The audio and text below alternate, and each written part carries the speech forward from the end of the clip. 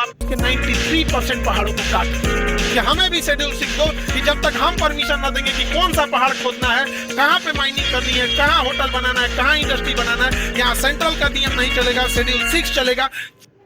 अब पूर्वोत्तर भारत के लिए रिजर्वेशन, पूर्वोत्तर भारत के लिए, पूर्वोत्तर भारत भी बहुत पिछड़ गया, असम, मेघालय, त्रिपुरा, मिजोरम, वो सब एरिया पिछड़ गए थे, तो उनके लिए भी शेड्यूल सिक्स रख दिया गया। अब शेड्यूल सिक्स क्या कहता है, सुनो ध्यान से, अल्लाह नहीं करोगा कोई, तो अभी संप्रभुता मेरी हाथ में है। यहाँ ये राज्य काफी पिछड़ गए थे और यहाँ पर खनिज संपदा, नेचुरल रिसोर्सेज बहुत ज्यादा थे।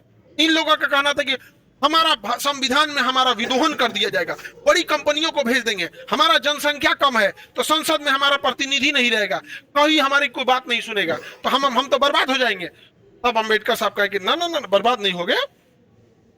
शेड्यूल सिक्स, शेड्यूल सिक्स मतलब अनुसूची 6, शेड्यूल 6 में कहा गया है कि जो जो राज्य शेड्यूल 6 में आएगा, असम, मेघालय, त्रिपुरा, मिजोरम, असम, मेघालय, त्रिपुरा, मिजोरम, असम, मेघालय, त्रिपुरा में, तो इस एरिया में किसी कंपनी को, किसी होटल को, किसी फैक्ट्री को, बड़ी कंपनी को अगर जमीन खरीदना है तो वहां के लोकल लोगों का नियम चलेगा, न कि वहां संसद का नियम या supreme court, high court, district court का चलेगा।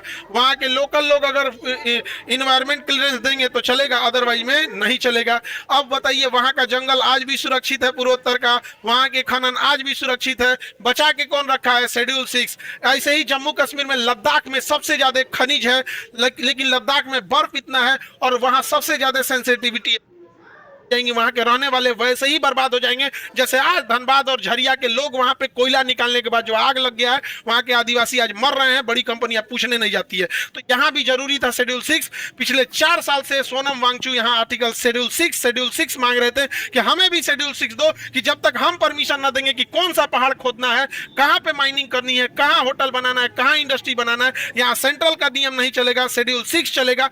4 साल तक उस इंसान की कोई बात नहीं सुनी।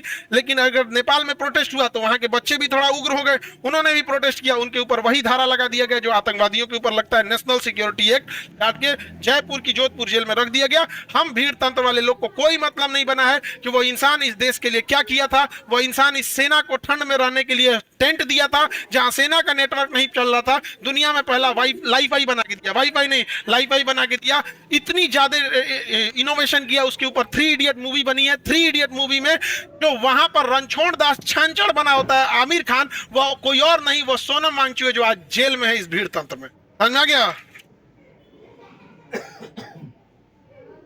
भारत में भीड़ तंत्र में यही होता है, बस खुश रहिएगा आप लोग और कुछ नहीं। क्या वो इंसान जेल में क्या मांग रहा था?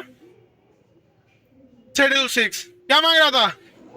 उसे आरोप लगाया गया कि देशद्रोही है, चाइना से मिला हुआ है, ये है वो है, एनएसए लगा, कहां चल गए, खत्म कहानी। क्या मांग रहे थे? शेड्यूल 6। क्या गलत मांग रहे थे? आज देखिएगा बर्बाद हो गया। शेड्यूल 6 में न रहने का नतीजा देखिए, 800 किलोमीटर लंबी अरावली पहाड़ी को अब काट दिया जाएगा, क्योंकि कहा गया है कि जो पहाड़ियां कम ऊंची हैं उन्हें काट दिया जाएगा। अरावली पहाड़ी जो है वो 93% ऐसी पहाड़ियां हैं जो 100 मीटर से कम नीची हैं। संसद ने कहा है कि जो 100 मीटर से कम नीचे है, जो 100 मीटर से ऊंचाई कम है, 100 मीटर का मतलब होता है, आपका समझिए कि 3 मीटर का एक तल्ला होता है, 3 मीटर का एक तल्ला, यानी 30 तल्ले से नीचे जो पहाड़ होगा। तो यार भैया वहां तो दुनिया की सबसे पुरानी पहाड़ है, 2.5 करोड़ साल पुरानी पहाड़ है, वहां पे उसके 93% पहाड़ों को काट दिया, पहाड़ को काट दिया जाएगा क्योंकि शेड्यूल 6 में नहीं है। अब वहां के लोकल लोग का चलेगा नहीं। अब इस थार मरुस्थल से उड़ने वाला बालू दिल्ली को बना देगा बालू का कटोरा, यहाँ सब ध्वस्त हो जाएगा। और यहाँ से उड़ने वाला बालू हिमालय पर्वत पे जाके जम जाएगा। हिमालय पर्वत पे जब जमेगा वह बालू तो वहां पे वो गर्मी को सोख लेगा। अभी पर्वत पे बर्फ है तो जब धूप आता है तो शीशे की तरह चमक के निकल जाता है, बर्फ कम पिघलती है। लेकिन बालू की जब एक लेयर आ जाएगी तो बालू बड़ी जल्दी गर्म होता है, भूजा भूजने के लिए बालू का यूज किया जाता है। जब उसके ऊपर बालू रहेगा तो बर्फ को तेजी से पिघलाएगा, यहाँ से बर्फ पिघलेगा, गंगा और यमुना में मिलेगा और वो अल्टीमेटली बिहार में आके बाढ़ लाएगी। लेकिन आर्टिकल शेड्यूल 6 नहीं है, हम लोग टुकुर मुंह देखेंगे। ज्योग्राफी डिसाइड आवर इकोनॉमी, समझ आ गया कि नहीं गया? This is geography. समझ आ रहा तुम नहीं?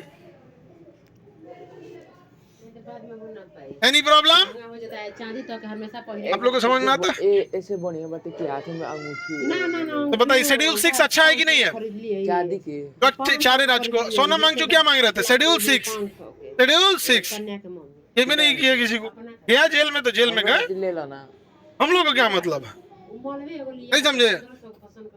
हम लोग में क्या भीड़ तंत्र में क्या खराबी होती है, भीड़ चाहती है उनकी लड़ाई, उनके लिए कोई लड़ाई लड़े, लेकिन भीड़ तंत्र की खराबी, वो फंसेगा तो भीड़ उसके लिए नहीं आएगी, समझना क्या, दिस इज भीड़ तंत्र। आगे बढ़ जा।